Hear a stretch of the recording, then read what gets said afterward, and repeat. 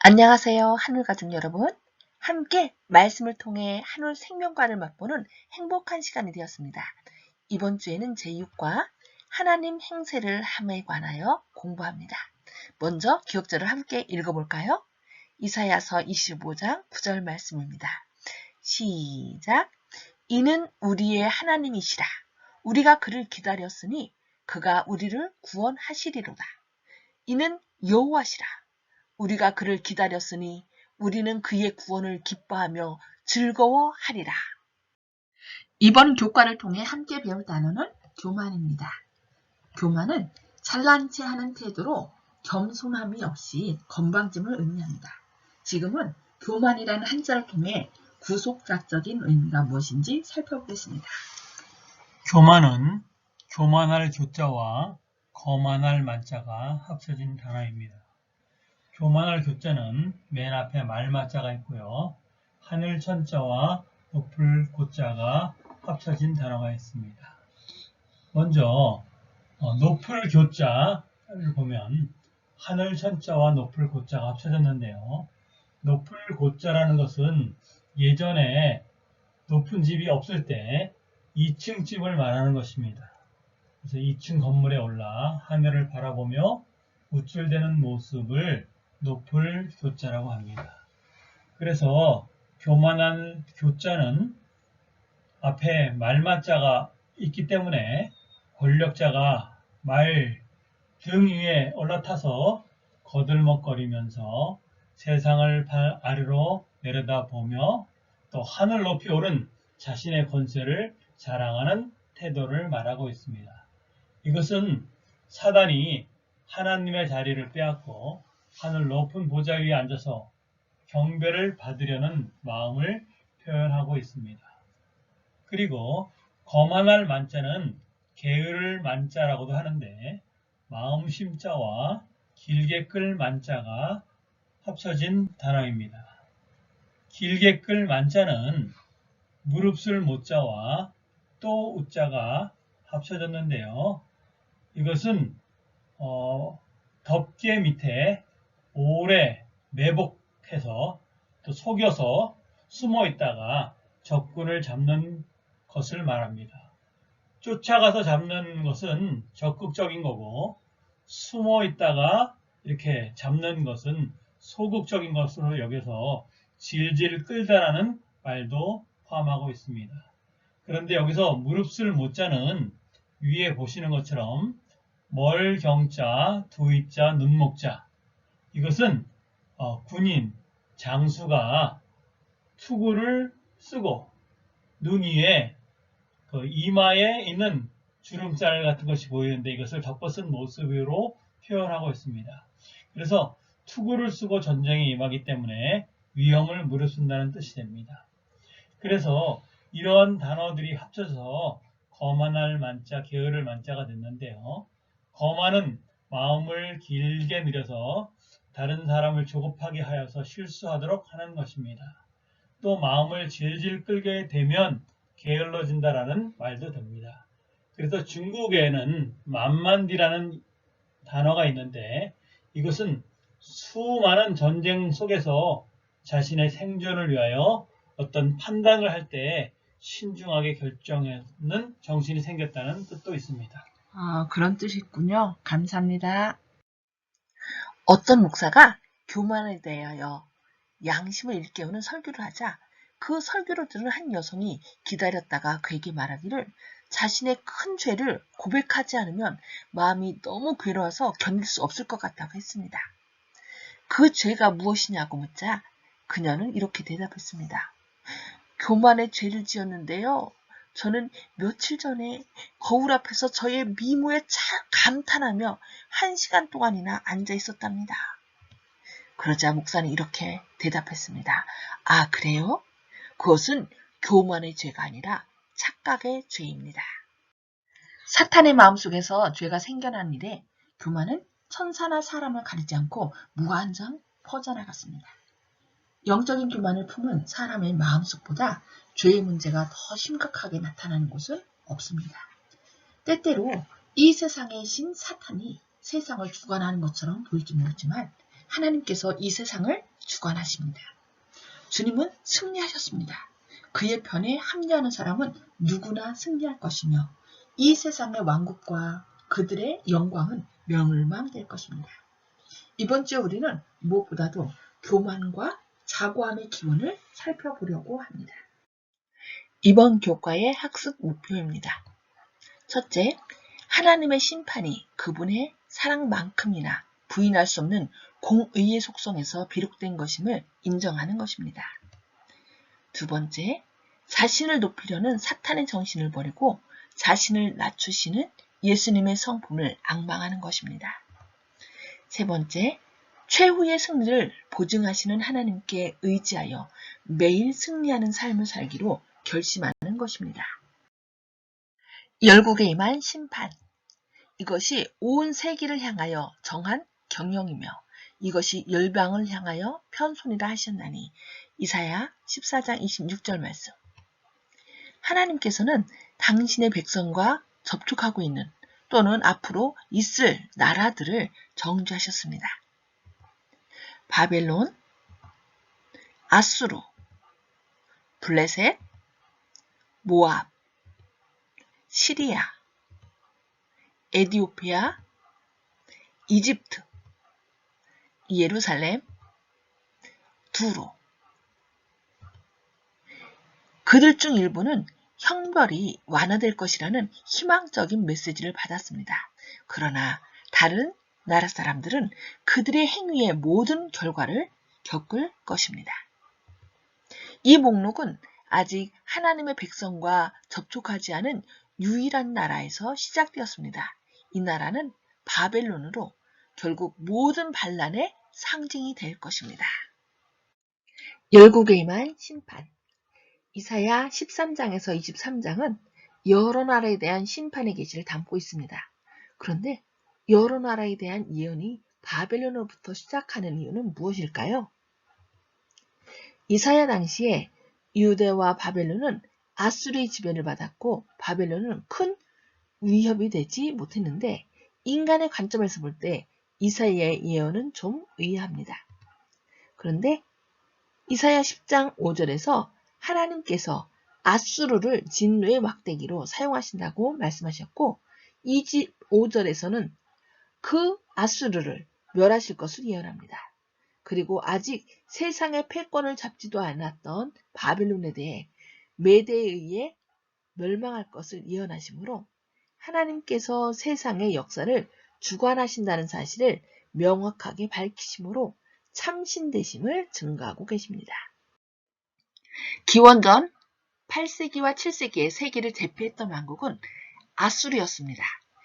유대 왕 아하스는 북방 이스라엘과 시리아의 압박을 피하고자 아수르 왕에게 도움을 청했고 이 기회를 타서 아수르는 시리아와 북방 이스라엘을 멸망시키고 백성들을 자기 나라로 이주시켰습니다. 기원전 626년 갈대아 사람 나부콜라사르는 스스로 바벨론 왕이 됨으로써 신바벨론 왕조를 세웠습니다. 그는 612년 메디아와 함께 아수르를 정복하고 바벨론의 옛 영광을 회복하였습니다. 그리고 그의 아들 우리가 잘 알고 있는 느부갓네살은 유다를 정복하였고 그 백성을 포로로 잡아간 것을 볼 수 있습니다. 1899년에서 1917년에 걸쳐 로버트 콜레베이의 지휘 아래 진행된 발굴을 통해서 고대 바벨론 성의 상당한 부분이 밝혀졌습니다. 그때 발굴한 바벨론 수도의 조감도와 유적이며 파란 문은 이슈타르 게이트입니다. 마르뚝 신을 위한 복합 대신전 에사길라가 있었고요. 그 중심이 되는 신정고탑 에테메난키가 300피트 이상의 높이를 자랑하고 서 있었답니다. 신구 시가지는 중앙 부분에서 8개의 교각을 가진 한 개의 다리로 연결되었음이 발굴되었고 이들 두 시가지는 이중 성벽으로 두른 것 외에 성 밖으로는 유프라테스 강을 끌어들여서 방어용 해자를 파서 바벨론은 난궁불락의 요새가 되게 했습니다. 세계 7대 불가 사이에 속하는 공중정원은 느부갓네살이 고향의 산과 푸른나무를 그리워하는 메디아 출신의 아내 아미티스의 마음을 달래기 위해 만들었다고 하는데, 계단식 테라스에 만든 옥상 정원으로 유브라테스 강물을 펌프로 끌어올려 물을 댔다고 합니다. 산 왕의 몰락. 열국의 영광이요 갈대아 사람의 자랑하는 놀이개가 된 바벨론이 하나님께 멸망당한 소돔과 고모라 같이 되리니 그곳에 거주할 자가 없겠고 거처할 사람이 대대에 없을 것이며. 이사야서 13장 19절로 20절 말씀. 열국의 영광이여 휘황찬란했던 난공불락의 성 바벨론 도성이 멸망당한 소돔과 고모라와 같이 된다는 것이 과연 가능했을까요? 바벨론은 기원전 539년 메데 페르시아 제국의 고레스가 그 도성을 점령했을 때 영원히 주권을 잃고 말았습니다. 메데 페르시아 연합군은 난공불락의 성을 바라보며 어떻게 침략할 것인지 고민하던 중에 해자로 쓰인 유브라테스 강물을 다른 곳으로 돌려 그 강물이